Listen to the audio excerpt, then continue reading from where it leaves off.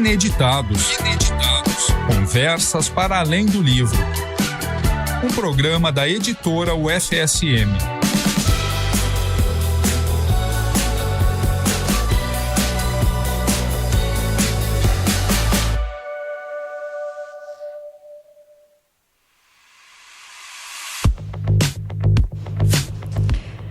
Olá para você que nos acompanha aí do outro lado, aqui é a Jéssica Dalcin com mais um programa pela UniFM 107.9, o nosso Ineditados, Conversas para Além do Livro.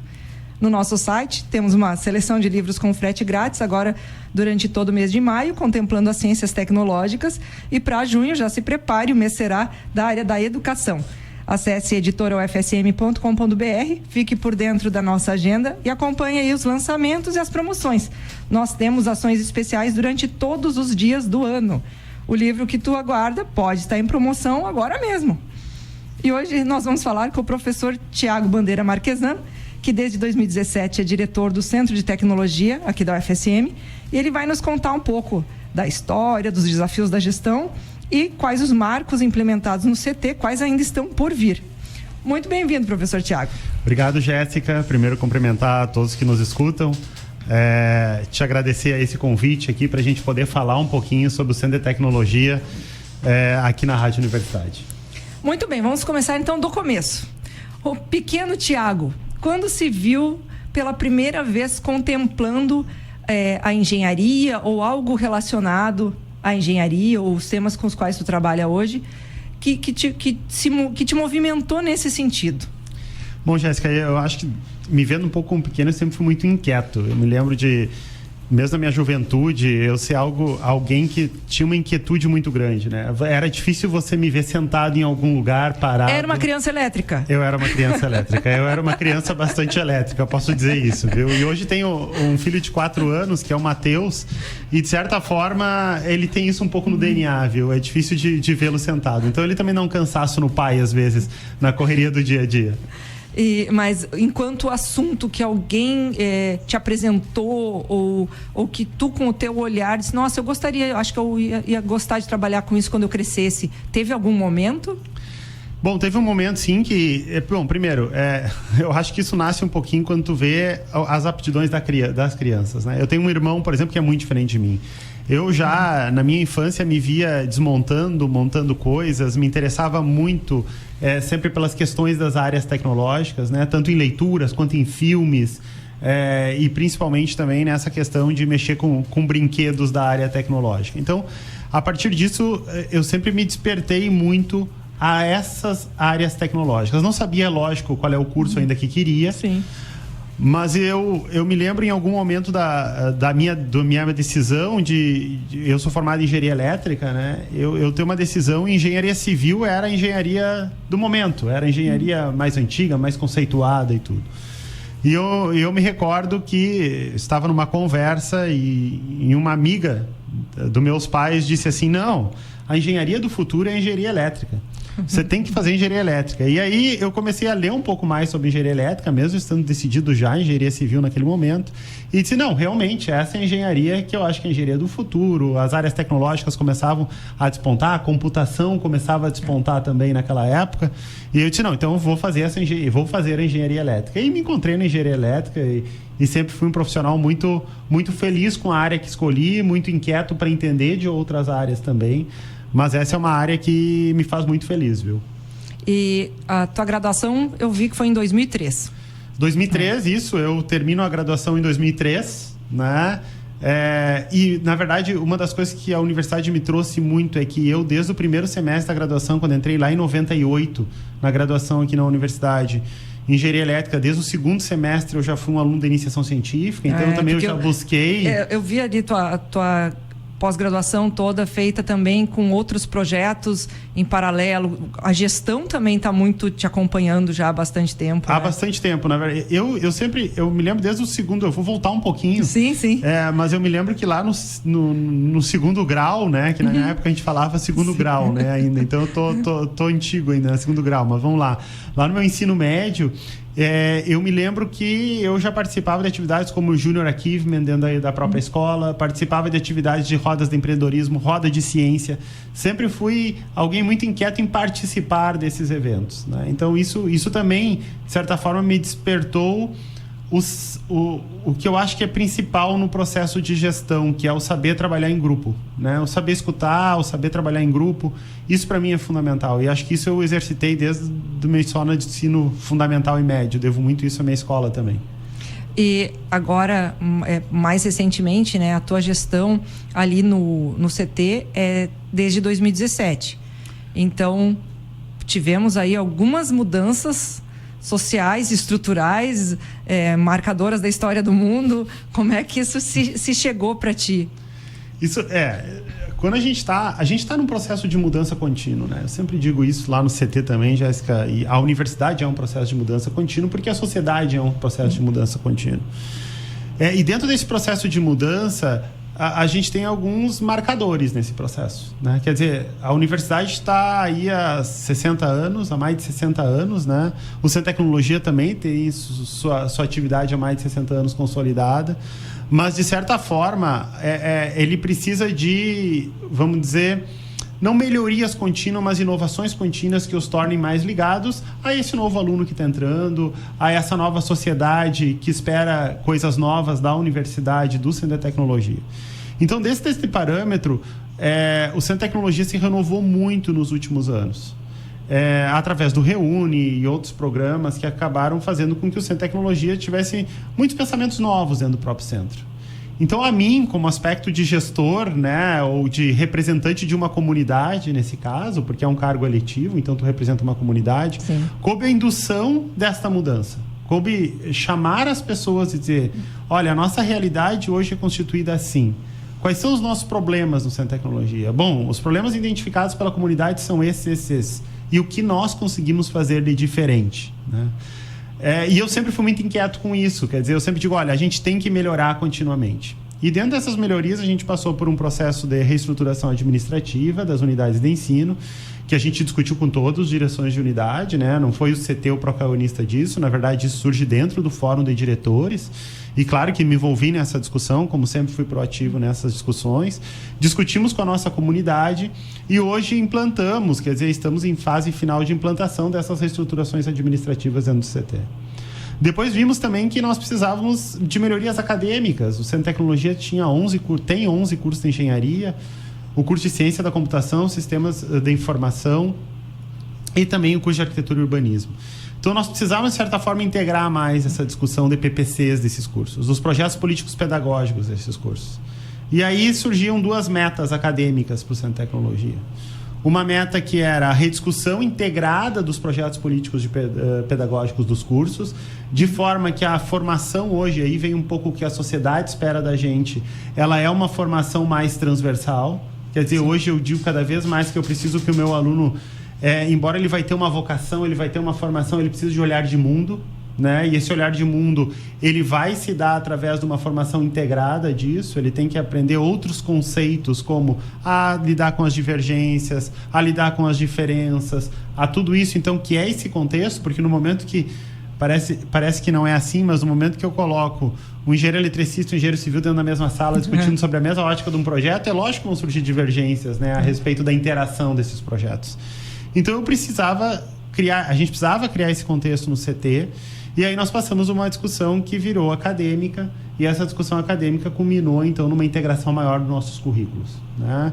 Hoje mesmo pela manhã, a gente está definindo agora pré-requisitos de forma integrada. Embora isso seja atribuição dos colegiados de curso, hoje pela manhã nós fizemos uma reunião com todos os colegiados de curso do CT, e estamos trazendo aí os pré-requisitos de forma integrada. Quer dizer, não tem como eu ter pré-requisitos que não sejam integrados à formação do aluno durante a carreira acadêmica dele, né? A gente hoje tem códigos de disciplina que não são mais códigos departamentais, eles são códigos UFSM.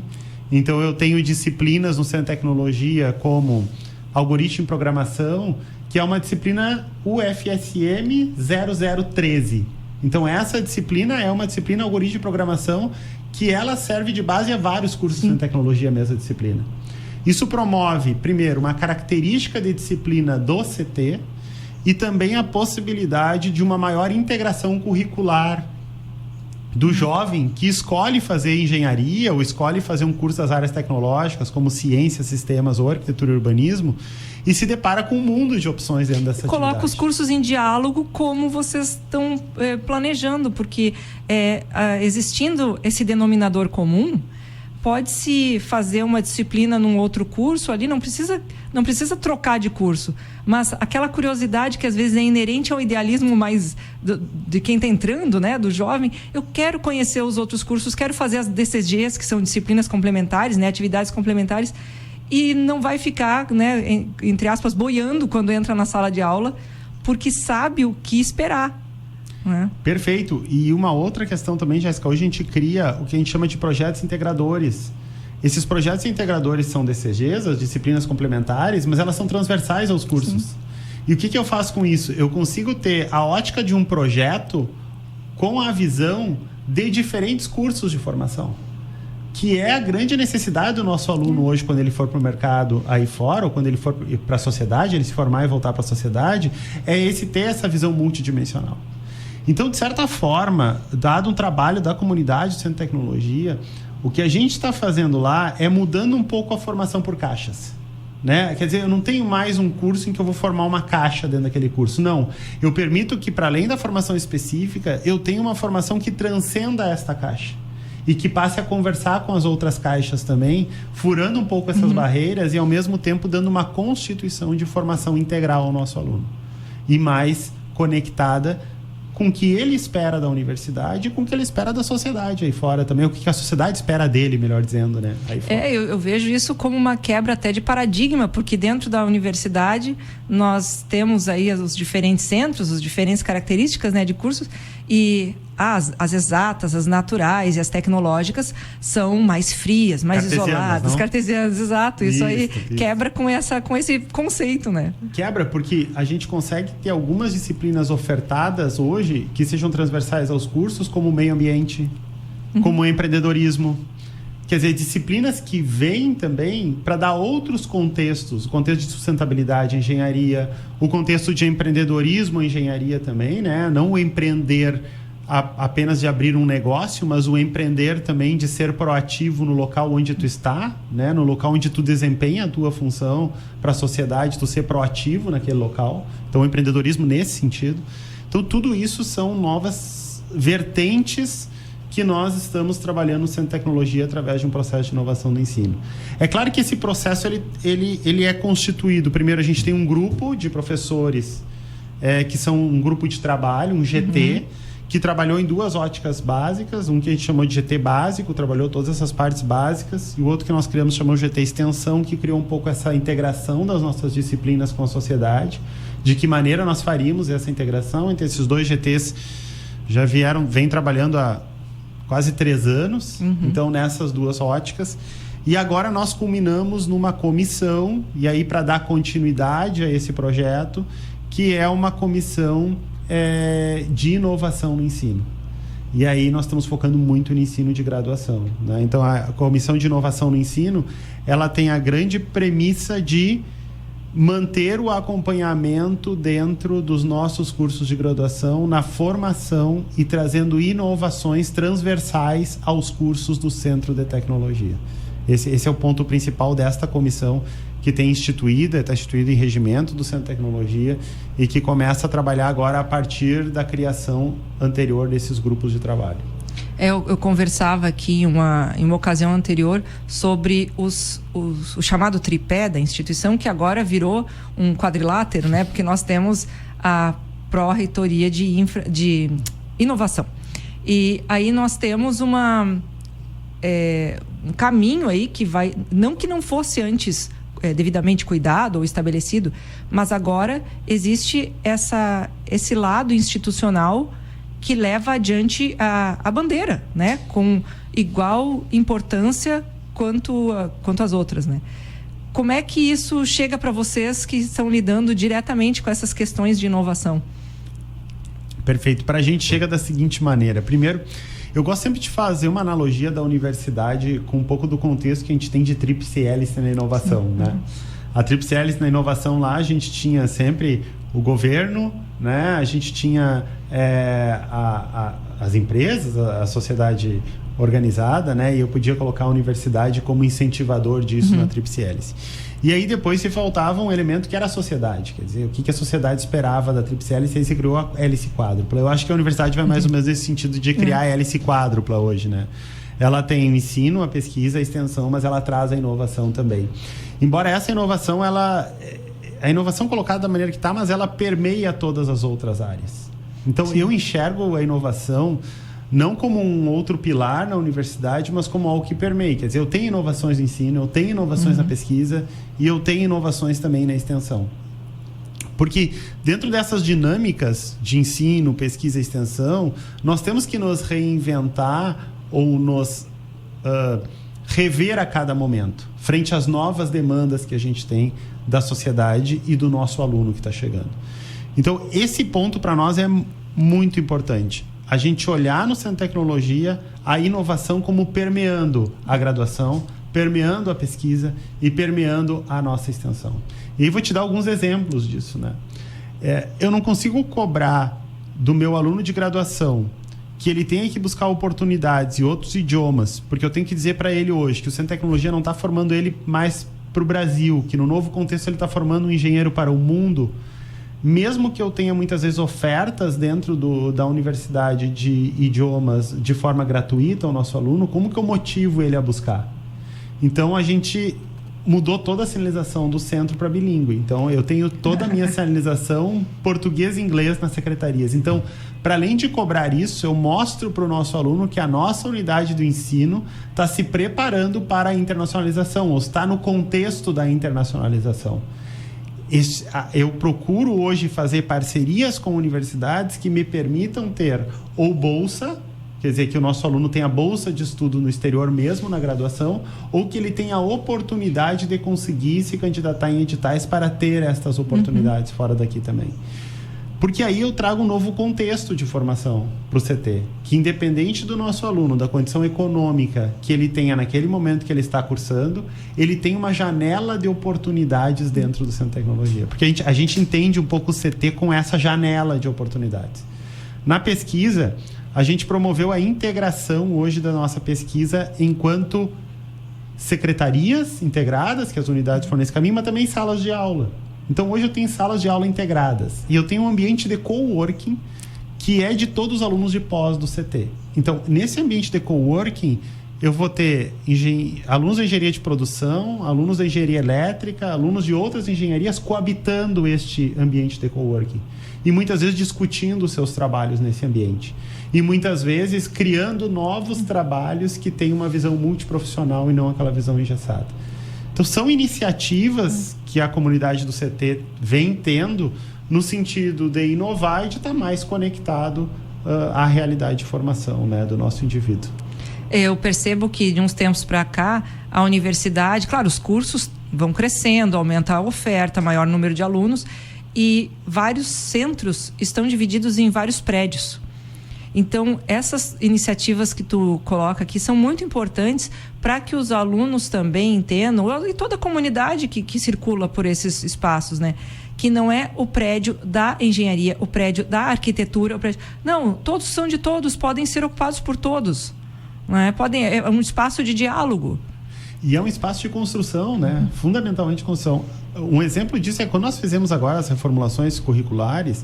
Por várias vezes a gente teve discussões com o Centro de Ciências Naturais e Exatas, porque as básicas, principalmente das engenharias e das ciências da computação, informação e arquitetura e urbanismo, mas as engenharias têm mais básicas ligadas hoje ao CCNE, dos cursos do Centro de Tecnologia, a gente foi lá e discutiu muito essa transversalidade das duas unidades de ensino. Quer dizer, então hoje a gente é muito parceiro na formação, e eu sempre tenho dito, 50% da formação do engenheiro está no CCNE, não está no CT. Os outros 50% estão do Centro de Tecnologia. Então, essa forma de olhar a nossa formação também, ela tem que ser diferenciada, né? Então, a mesma coisa entre diferentes unidades de ensino. Eu preciso hoje que o meu aluno tenha contextos de cultura, que ele tenha contextos sociais, que ele tenha contextos de humanização, porque essa formação do indivíduo de forma completa vai fazer com que ele se enxergue melhor na sociedade em que ele vive, ele aprenda a conviver na sociedade que ele vive, ele aprende a respeitar, quer dizer, ele sabe que não é simplesmente, ele não existe um único centro de convivência que é o dele, o da engenharia cartesiana, lógica, não. Existem outros pensamentos que precisam também ser levados em conta muitas vezes num projeto de uma estrutura, de um projeto de uma ponte, num projeto de uma casa, num projeto de um prédio. Tudo isso tem que estar dentro do projeto dele.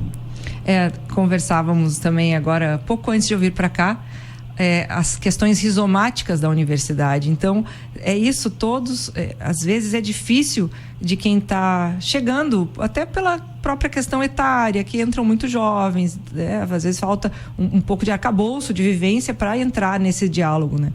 E que todos esses centros, né, os nossos centros de ensino, são pontos de igual peso, de igual importância. Então, muitas vezes, dentro de um ensino de escolar, algumas coisas tendem a ser valorizadas por questões de seleção, vestibular e tal, mas aqui, nesse espaço universitário, isso, em tese, não teria que existir. Não é? Então, isso tem que passar por um processo de desconstrução, muitas vezes. O estudante que chega do ensino médio, ele precisa ser desconstruído porque ele ainda chega numa sala de aula esperando ser cobrado da resposta certa. E às vezes não tem resposta certa. Cada contexto vai determinar uma resposta. Né? Isso que tu coloca, que é muito importante, porque essa discussão, ela começa por nós mesmos. Né? Nós mesmos precisamos desconstruir isso para nós, para depois poder desconstruir isso para o nosso aluno. Então, essa desconstrução, ela começa dentro das unidades de ensino, depois ela tem que ser desconstruída entre unidades de ensino, para aí sim eu ter programas transversais que sejam desconstrução para o nosso aluno. Então, a gente discutia, nessas questões de disciplina, eu sempre discuti a seguinte questão, olhando, claro, para o micro agora do CT, né, que é o que me compete, o aluno que entra e vai escolher entre uma das 11 engenharias, com que parâmetro ele vai tomar essa decisão? É uma facilidade no processo de entrada no curso? Que forma ele vai tomar? E são múltiplas as questões que ele toma essa decisão. Mas muitas vezes ele não toma a decisão acertada, porque muitas vezes ele até desconhece as 11 decisões. E aí eu me falo no meu caso, eu me lembro, eu tinha 4 opções, né, na minha época. Hoje o aluno que entra no CT, ele tem opções de 14 cursos. Então ele tem que, de certa forma, também poder construir diferentes opções durante a formação dele. Porque ele entra muito jovem. Então, essa integralização um pouco curricular nossa vem nesse sentido também. Que o aluno, mesmo que ele entre na universidade e no momento que ele entra para a sociedade, ele ocupa uma vaga no ensino superior que é tão cara para nós, porque ela é limitante ainda. A gente não tem acesso a todos e todas no ensino federal superior. Então, ela é uma vaga cara do ponto de vista social para a gente. O que eu não quero é que esse aluno vá embora. Eu preciso que esse aluno se forme na universidade. Essa é a nossa missão. Nem que não seja no curso que ele entrou. Então, de que forma também a gente consegue construir modelos para que esse aluno consiga flutuar? Essa flutuação não seja tão difícil de ser feita dentro dos nossos cursos, né? Para que esse aluno seja formado pela universidade. Porque senão esse aluno, se a flutuação dele ou a migração dele for muito difícil quando ele estiver dentro da universidade, ele vai evadir. E a evasão dentro da universidade, para nós, é o mais custoso, porque aí esse aluno vai evadir e, quem sabe, ele vai, inclusive, desistir do ensino superior. Sabendo que ainda, para nós, no Brasil, é o contexto de país, o ensino superior é a mudança de paradigma social daquela família, muitas vezes. Então, são todas essas coisas que a gente, às vezes, por uma ação que a gente tenta fazer lá na unidade de ensino, pensa nos impactos gerais dessa ação como universidade também e como contribuindo para a universidade. E eu observava que o PPG da tua atuação é conceito 7. Isso, elétrica, engenharia elétrica é um curso de excelência. Como fazer dentro de toda essa estrutura na qual tu é diretor e precisa ser, é uma renovação contínua, né? Como tu mesmo falou. E ainda assim estar up to date, né? Estar devidamente atualizado com um curso de excelência que a gente sabe que a CAPES tem demandas bastante rígidas, né? Como que tu concilia isso?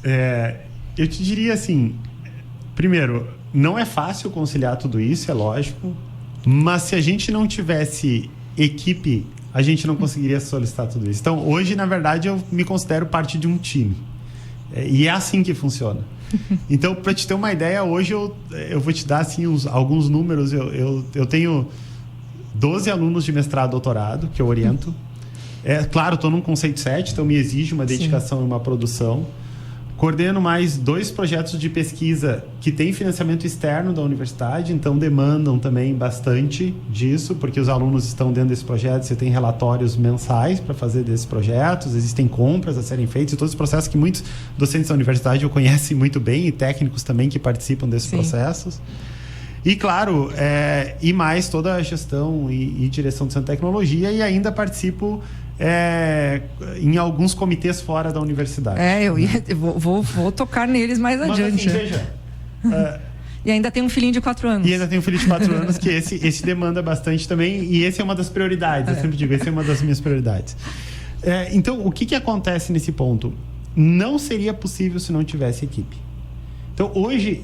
eu me sinto felizardo porque eu participo desses processos. Conseguiu se estabelecer uma cultura, né? Uma cultura, mas não necessariamente eu lidero esses processos. Então, mesmo os processos de orientação que hoje eu tenho, muitas vezes eu participo desse processo de orientação, mas muitas vezes essa liderança se confunde. Então, existem alguns professores, por exemplo, na pesquisa, que trabalham muito ligados a mim. Muito ligados a mim, que eu digo, muito conectados a um grupo que eu faço parte, né? Então eu estou, não sei se eles ligados a mim ou eu conectado a eles, mas enfim, isso não vem ao caso agora. O que interessa é que a gente trabalha muito junto, e isso é muito... a gente se desveste um pouco das questões de pessoalidade e pensa no crescer do bem comum. Na gestão do CT, isso acontece mais ou menos desta forma. Então, por exemplo, hoje a gente tem estruturas técnicas no Centro de Tecnologia que basicamente eu participo das discussões, mas a minha responsabilidade é tornar para aquelas áreas um terreno fértil, para que dali surjam as melhores ideias. A mesma coisa nos projetos de pesquisa que eu oriento. Quer dizer, eu tenho uma facilidade hoje, até porque eu trabalhei uma parte da minha carreira na iniciativa privada, de ter relações com a iniciativa privada, que hoje nas áreas tecnológicas realmente a gente consegue fazer muitos projetos. Mas existe toda uma gestão interna que a gente tem construído com diferentes professores, diferentes técnicos que fazem a gestão desse projeto tanto quanto eu e conseguem contribuir nisso. Então, muitas vezes não é o nome que importa. Importa é o que surge lá na ponta, né? Eu gosto muito de trabalhar sobre uma ótica de liderança, que é uma ótica que era sempre muito colocada, que na iniciativa privada sempre disseram: eu não contrato as pessoas para dizer para elas o que elas devem fazer. Eu contrato as pessoas para que elas me digam o que eu devo fazer. Então, quer dizer, de certa forma, na gestão pública, a gente não contrata. É um concurso público, né? Mas você tem que olhar para as pessoas e ver onde elas se sentem à vontade para contribuir. E aí você tem que, na verdade, deixar que as pessoas contribuam naquela área. E deixar é incentivar, é motivar, é colocar em reunião para fazer diferente.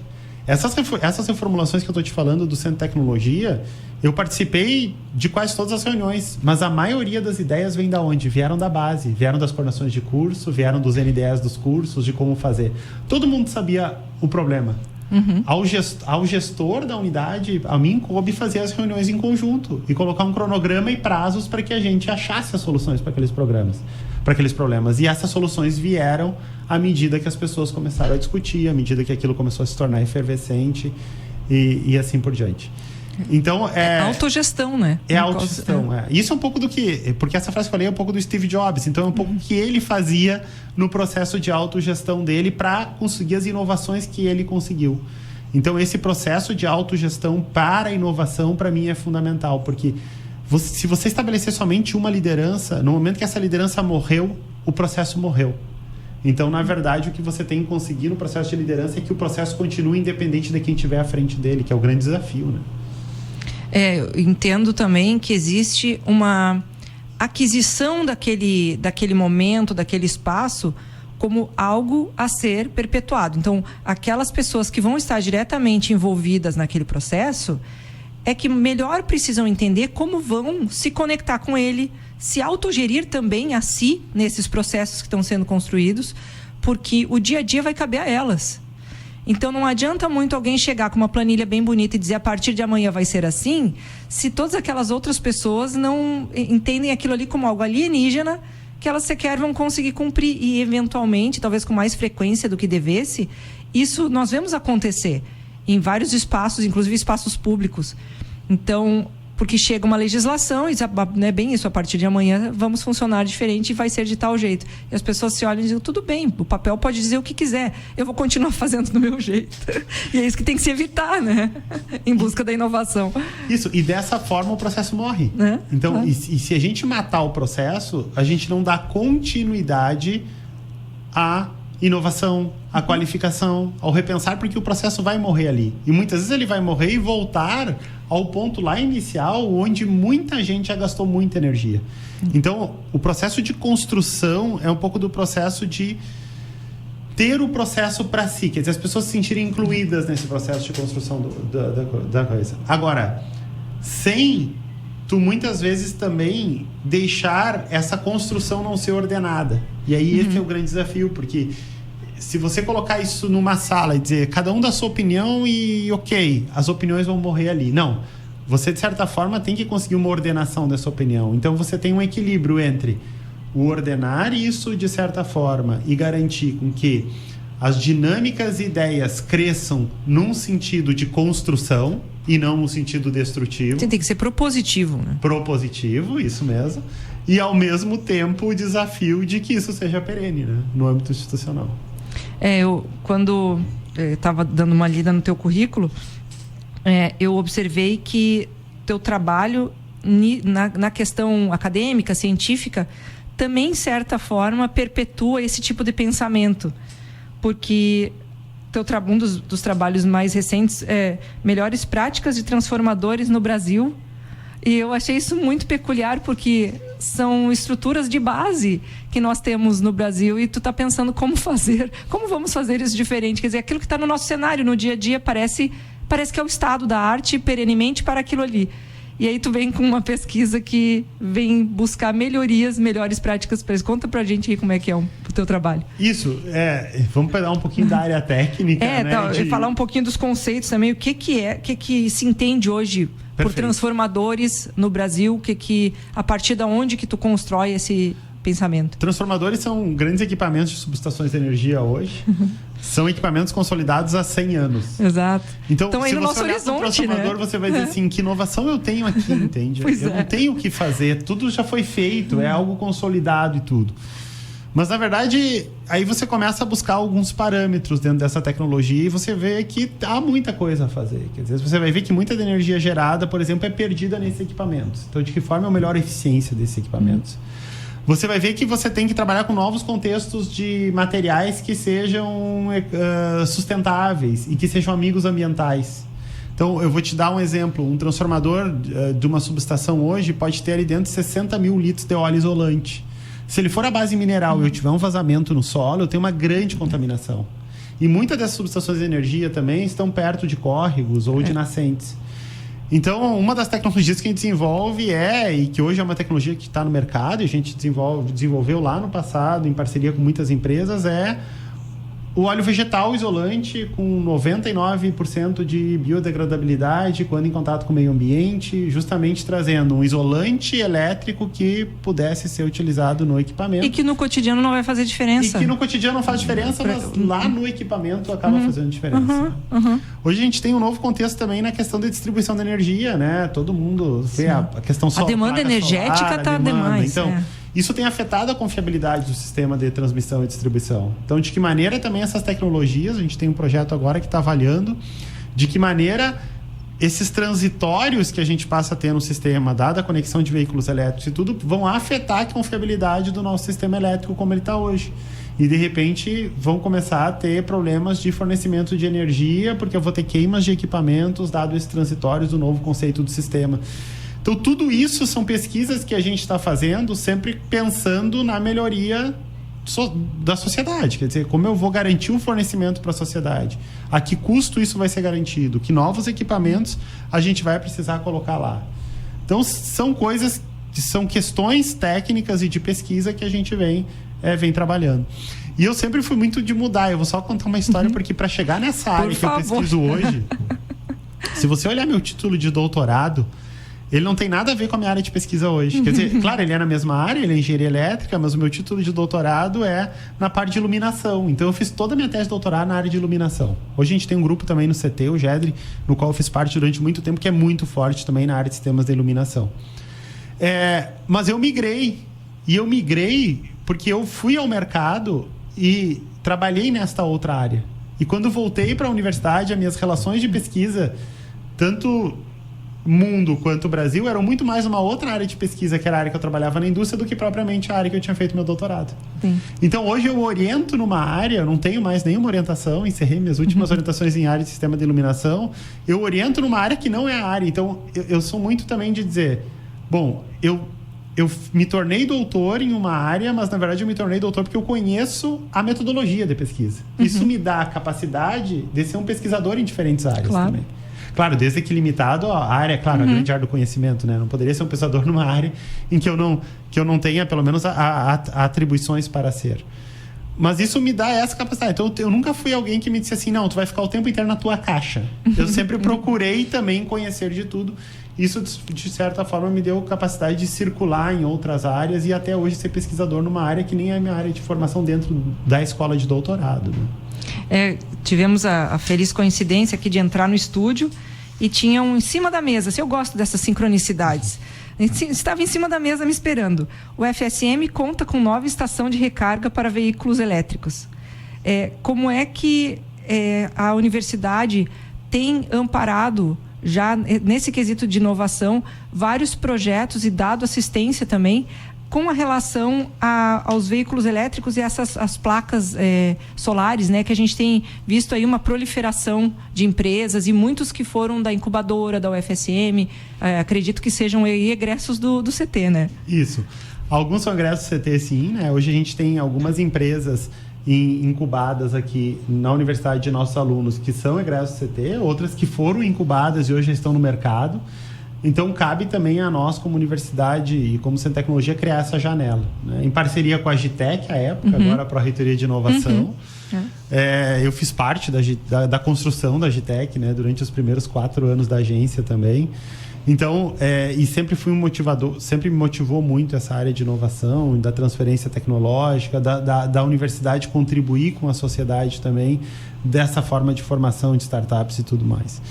Bom, e a universidade, ela é um indutor de mudanças. Não tem como tem que chegar primeiro aqui. Eu sempre disse, o dia que não chegar primeiro na universidade, a gente não está cumprindo o nosso papel. Então, por exemplo, a questão das placas solares, os estudos precisam começar do ponto de vista acadêmico, porque aqui a gente erra, acerta rápido e assim a gente cresce. A pesquisa é necessária.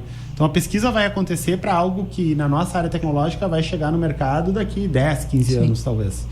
Então, a universidade tem que estar imbuído nesse projeto, porque eu estou formando o meu aluno com que ele vai se deparar daqui 10, 15 anos lá. E aí ele vai ser de ponta, porque ele já vai conhecer aquela tecnologia quando ele trabalhar dentro dos nossos laboratórios. Assim foi com a energia solar. Hoje a gente é referência, inclusive, na certificação dentro do Centro de Tecnologia dos inversores solares. Então, hoje a gente é laboratório acreditado pelo Inmetro na parte de certificação solar. E isso fez com que a gente criasse um sistema de gestão de qualidade de laboratórios também no CT. Então, hoje a gente está olhando a nossa gestão de laboratório de pesquisa também de forma muito mais profissionalizada através do SG Lab. Então, o SG Lab é um sistema de gestão de qualidade de laboratórios que nos permite que cada laboratório comece a estipular métodos e processos para pesquisa, que esse é um grande problema, às vezes, que a gente tem na ciência brasileira. Nos faltam métodos e processos, inclusive de registro de atividades de pesquisa, que nos permitam depois a ser grandes também em pesquisa, né? E o SG Lab traz um pouco isso, garante a criação de um laboratório certificador do Inmetro, mas também de participar de projetos de desenvolvimento da tecnologia do amanhã, e dos nossos alunos participar desse desenvolvimento da tecnologia do amanhã dentro dos nossos laboratórios. Na parte de veículos elétricos, nós somos os primeiros do estado, a universidade, a ter o carregamento rápido de veículos elétricos aqui dentro, né? Hoje a gente tem 2 carregadores rápidos instalados na Universidade Federal de Santa Maria. Recentemente fizemos uma parceria com a cidade de Santa Maria e na nova praça inaugurada, numa parceria público-privada na frente do Hospital de Caridade, ficou ali, Astor de Azevedo. Os 2 carregadores elétricos estão lá, eram para estar dentro de projetos da universidade. E aí a professora Luciane e a professora Ozenina, que coordenavam esses projetos financiados por concessionárias de energia, conversando com elas, disse, olha, a gente tem que instalar isso na cidade, porque a gente tem que levar essa pesquisa para a cidade. As pessoas precisam ver. Elas precisam ver e elas precisam ter a cultura. Quer dizer, nós precisamos ser indutores desta cultura na cidade de Santa Maria.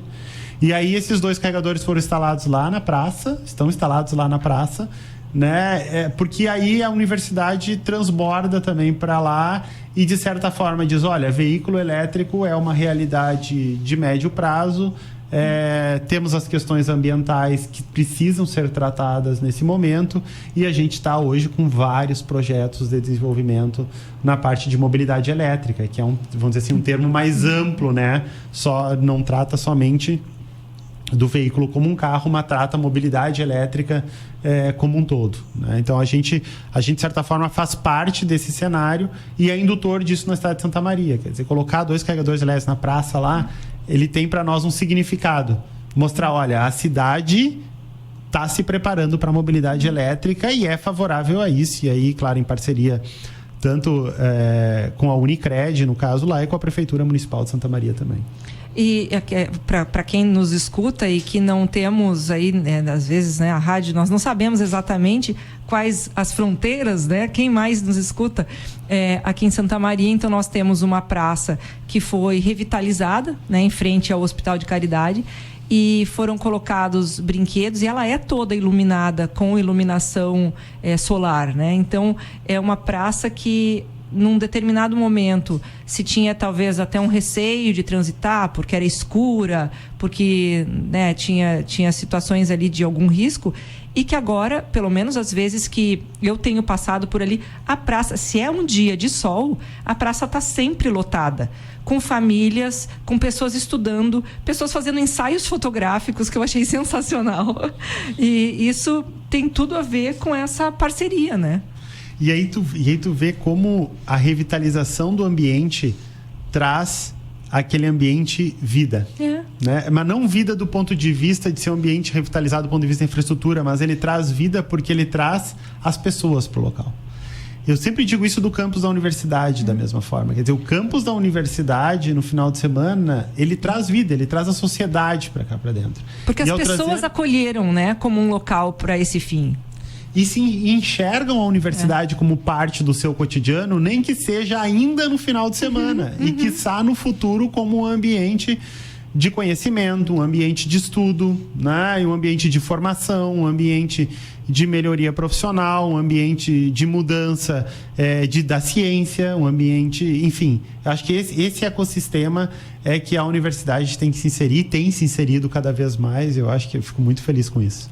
É uma ocasião que eu acho que teve um Viva o Campus, né? Que acontece aqui em alguns fins de semana, que era início, acho que de primavera, aí foi um dia ameno, com sol, mas aquele sol gostoso, e as pessoas estavam aqui empinando pipa, trazendo cachorro para passear, andando de bicicleta, fazendo caminhada, né, nos nossos circuitos. Foi na época em que instituíram as visitas aos murais, o passeio guiado nos murais. Teve um passeio guiado no Jardim Botânico, foi uma profusão de atividades. E nós viemos e pegamos um trânsito tão ou mais carregado do que de segunda a sexta, que os horários de pico, centro, Camobi, costumam ser, em alguns momentos, né, costumam ficar engarrafado. No final de semana, aquele final de semana foi pior, porque era tanta gente que veio passear no campus. Então, claro, mas fazendo aqui esse paralelo, mas porque houve uma comunidade, não só a comunidade acadêmica que veio, que é o trânsito de segunda a sexta, veio ela mais uma galera para ocupar esse espaço, né? Então, na época, isso me chamou bastante atenção. E eu estava observando aqui alguns outros temas, né, da tua pesquisa, que, claro, eficiência energética, né, que está intimamente ligado com isso tudo que a gente está conversando, e um me chamou a atenção, que é a vida útil. Então, em tempos de obsolescência programada, como é que entra a vida útil, a busca por vida útil de equipamentos? Porque tem a ver com eficiência energética e tem a ver com essa carga toda que a gente acaba colocando no meio ambiente, né? Isso. Então, veja, hoje, na verdade, a vida útil desses grandes equipamentos, que é a área que eu trabalho, porque a gente tem que olhar a vida útil como... Se olhar a vida útil na área da eletrônica, ela é uma, né? Eu tenho hoje obsolescência programada, quer dizer, o nosso celular tem obsolescência programada, enfim, vários dispositivos que a gente usa têm obsolescência programada, né? Inclusive, equipamentos hoje eletrodomésticos de maior valor, mesmo na nossa casa, tem obsolescência programada, né? Alguns por questões de software. Alguns por questões de software e alguns por questões, inclusive, de melhoria tecnológica. Então, hoje, você tem... Vamos pegar lá os refrigeradores do tempo antigo, né? Se eu pegar o consumo e o consumo que eu tenho hoje, ele é muito diferente já. Então, o custo já muda, não em função do preço do equipamento, mas em função do consumo daquele equipamento. Então, existe uma obsolescência programada em vida útil nessa questão. Mas para esses grandes equipamentos também, muitas vezes eu preciso um aumento dessa vida útil. Quer dizer, uma vez que a tecnologia não muda tanto nos últimos anos, em alguns equipamentos como transformadores de potência, quanto maior a vida útil que eu tenho desse equipamento, mais eu tenho uso desse equipamento e eu não preciso de um novo equipamento que muitas vezes é muito caro, né? Muito custoso ao sistema. Vamos dizer, só para dar uma ordem de grandeza, eu posso ter transformadores de potência hoje em subestações que custam 8, 9 milhões de reais. Imagina. Então, quer dizer, esse custo, de certa forma, tem que ser pago por alguém, pelo contribuinte. Então, contribuinte, eu digo que paga a sua conta de energia. Conta de luz, Então, na verdade, o que eu preciso se eu conseguir equipamentos que tenham maior durabilidade de tempo no sistema e eu reduzo a necessidade de fazer troca desses equipamentos, principalmente porque o Brasil vem de um cenário de parque de transformadores muito envelhecido, porque são investimentos ainda que datam lá da década de 70. Então isso vai impactar na nossa tarifa de energia. Então, aumentar a vida útil desses equipamentos de alguma forma, e esse é o ponto focal da pesquisa, né? Porque a pesquisa sempre tem que ter um ponto focal lá, é um dos pontos importantes na parte de transformadores de potência. Então, a gente tem diferentes graus de obsolescência, dependendo dos equipamentos que nós estamos considerando. Na parte elétrica e eletrônica, essa obsolescência programada, ela é natural que aconteça, né? E ela vai acontecer de certa mais forma, mas em alguns equipamentos, outros, a gente quer aumentar ou alargar cada vez mais a vida útil daquele equipamento. Até porque... Bom, como tu disseste, é uma questão de grandeza, né? Nós, no nosso dia a dia, temos aí como arcar, talvez, né, com valores bem menores, né? Para fazer a substituição de uma ou outra coisa. Mas, a partir do momento que um equipamento desse teor também abastece toda uma região, a facilidade logística fica comprometida. Porque não é tão simples fazer uma troca ou fazer a própria manutenção, não é? É a confiabilidade, né? E a energia, uma vez que você leva energia a um local ou uma região remota, e aí nós podemos pensar na alimentação de regiões remotas, uma vez que você leva, eu sempre digo, ao levar a energia, você tem que levar ela de forma muito responsável.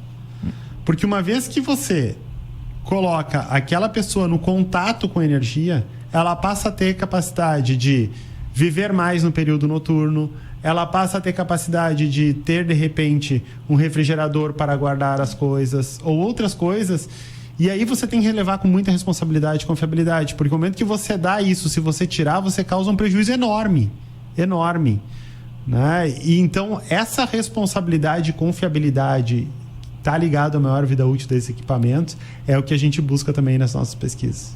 A gente está indo agora para os nossos minutos finais. Gostaria de fazer alguma fala, alguma coisa que eu não perguntei, tuas redes, como é que o pessoal te encontra? Bom, eu sempre digo, né, Facebook, que na minha época agora está caindo em desuso, mas vão me encontrar lá ainda no Facebook. No Instagram o pessoal me encontra também. Hoje o Instagram e o Facebook para mim são Facebook caindo, mas o Instagram.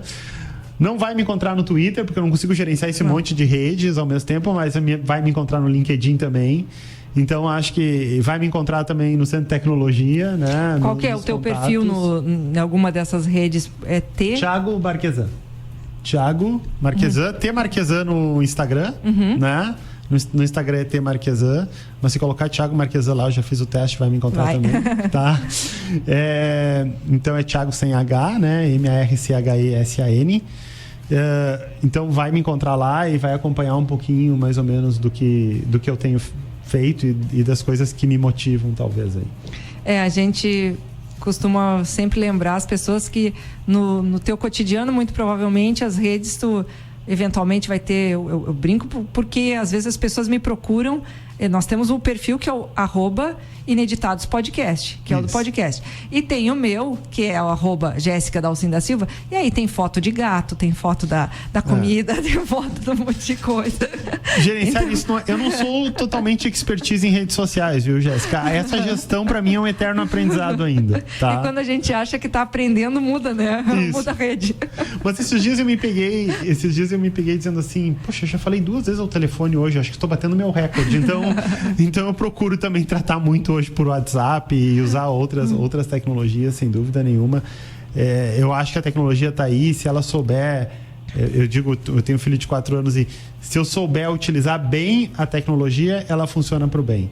O que a gente tem que cuidar da tecnologia é quando, infelizmente, ela é usada para mal, mas isso não é só com a tecnologia, isso é com tudo, né? Isso, nós somos...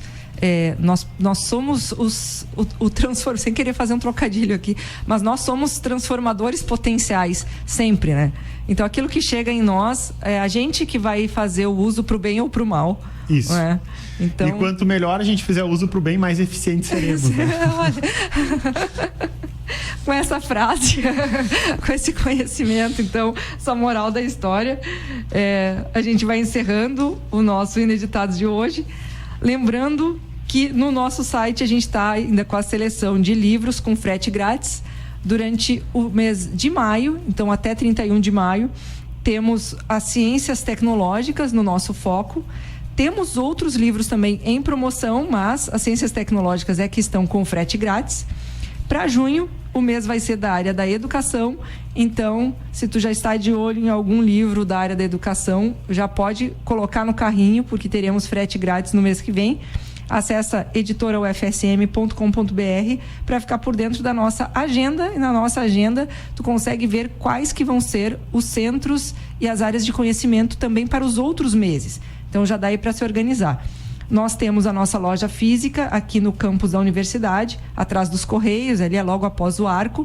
E também as promoções que estão no site também estão lá, sendo que quem é da nossa comunidade universitária, docentes, professores, alunos, o pessoal acadêmico que trabalha na parte administrativa também, tem promoções específicas e tem desconto na hora da compra. Então, é só chegar lá, falar com as meninas. E lembrando, temos ações especiais durante todos os dias do ano. Fique de olho. Professor Thiago, muito obrigada pela tua participação, por essa conversa, por essa tarde. Eu que agradeço a oportunidade e, por favor, estamos sempre à disposição lá no Centro de Tecnologia. Isso, e pode contar conosco sempre ali na editora também, estamos sempre ao dispor. Somos parceiros. Isso. E para você que nos acompanha aí do outro lado, então, um grande abraço, obrigada por essa tarde e até semana que vem. Ineditados. Conversas para além do livro. Um programa da editora UFSM.